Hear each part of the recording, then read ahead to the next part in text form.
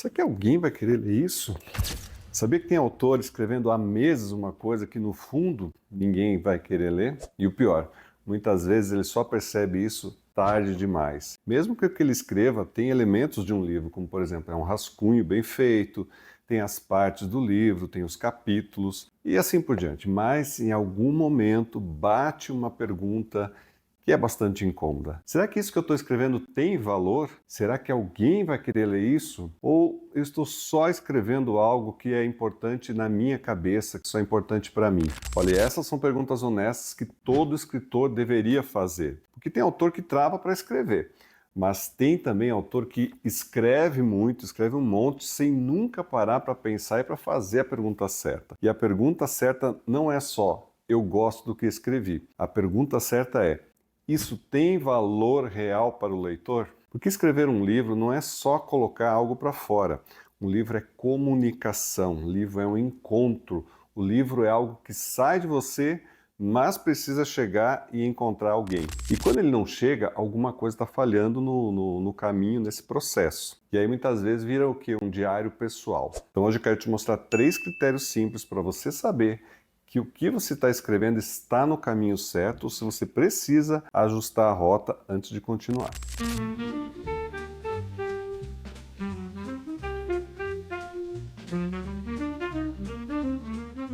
Vamos lá, primeiro critério. O seu texto resolve, esclarece, emociona ou transforma alguma coisa no leitor? Presta atenção nisso. Nem todo livro precisa ensinar, nem todo livro precisa ser prático, mas todo livro precisa gerar uma experiência. Na ficção pode ser a tensão, a identificação, a emoção, a reflexão, um encantamento. Na não ficção pode ser a clareza, a direção, a solução de alguma coisa, a consciência, um aprofundamento. O problema é quando o autor escreve páginas e páginas sem conseguir responder uma coisa que é básica. O que exatamente isso entrega para quem lê? E aí o texto fica solto, pode até estar bem escrito, pode até ter frases bonitas, mas não tem efeito claro. E o texto sem efeito claro, ele cansa, porque o leitor sente quando está sendo bem conduzido. Ele sente também quando está só acompanhando alguém girar em torno de si mesmo. Então faça um teste bem simples agora. Se alguém terminar de ler este capítulo que você está escrevendo, o que você escreveu, esse trecho, essa cena, essa reflexão, que exatamente essa pessoa leva, com o que ela fica de verdade. Se você não sabe responder, é porque tem um alerta aí. Segundo critério, o que você escreveu é claro somente para você ou também para quem está fora? Muita coisa parece forte dentro da nossa cabeça. O autor, ele sabe tudo, né? Ele conhece toda a história, de frente para trás, trás para frente, conhece a intenção, conhece a dor, conhece o contexto, conhece tudo que ele quer dizer. Só que o leitor que não mora dentro da cabeça do autor, ele só recebe o que está na página, o que efetivamente está escrito. E aí acontece um erro bastante comum. O autor acha que escreveu algo profundo, relevante, quando na verdade escreveu algo muito vago. Ele acha que escreveu algo forte, quando na verdade escreveu algo confuso. Acha que escreveu algo universal, quando na verdade escreveu algo que é muito genérico. Então existe uma pergunta que salva muito texto. O leitor entenderia a força disso sem eu precisar explicar depois? Que quando o texto só funciona com legenda do autor, ele ainda não está funcionando de verdade. E isso vale para capítulo de não ficção, vale para cena de romance, vale para poema, vale para conto, vale para tudo. Se você precisa ficar traduzindo, explicando o seu próprio texto depois, é porque falta clareza na página. A clareza, ela não mata a profundidade. Essa é uma confusão comum que as pessoas acham. Tem gente que escreve confuso, achando que está causando uma profundidade no texto. Gente, não. Profundidade de verdade continua tendo direção, continua tendo força, continua chegando.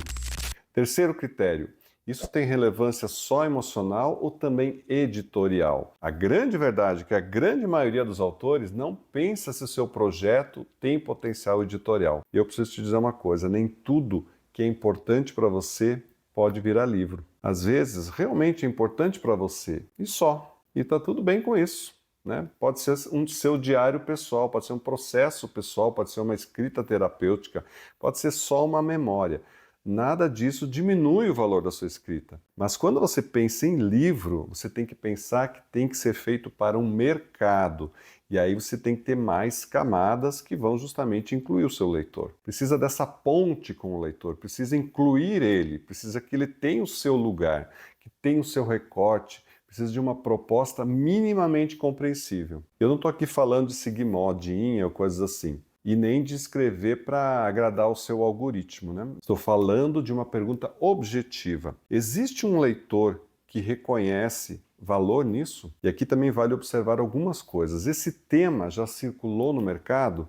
Se circula, qual é o seu diferencial? Se não circula, isso é uma originalidade ou é uma falta de demanda? O seu texto, ele conversa com uma dor, com um desejo, com uma curiosidade, uma busca ou até mesmo uma experiência que alguém reconhece? Porque relevância editorial não é só um assunto inédito. Às vezes o assunto já existe aos montes, mas é justamente por isso que existe público. O problema não é existir tema parecido, o problema é não saber qual é o recorte que você vai fazer. E olha, esse ponto salva muito autor de meses de desenvolvimento de uma ideia que ainda não se encontrou como livro.